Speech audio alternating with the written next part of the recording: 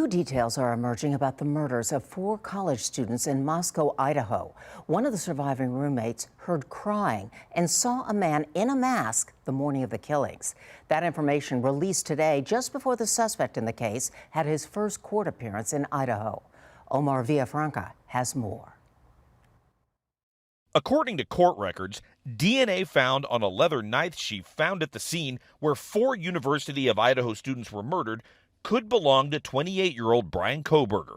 Investigators say another DNA sample taken from Kohberger's family trash in Pennsylvania was similar to the suspect's DNA profile.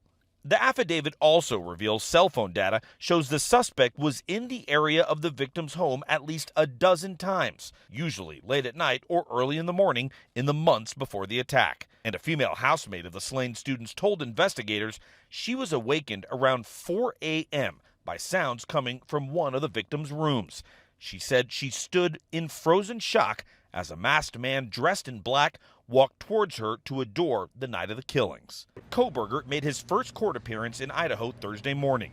He quietly gazed straight ahead through the hearing as he sat beside his court-appointed attorney. Do you understand? Yes.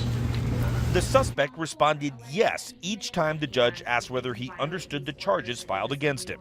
Kohberger was arrested last week at his parents' home in Pennsylvania.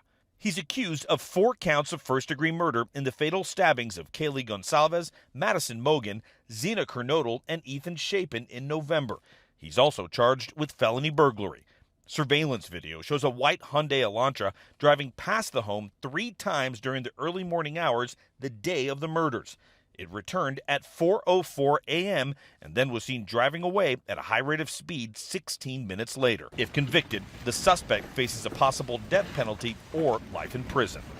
Omar Villafranca, CBS News, Moscow, Idaho.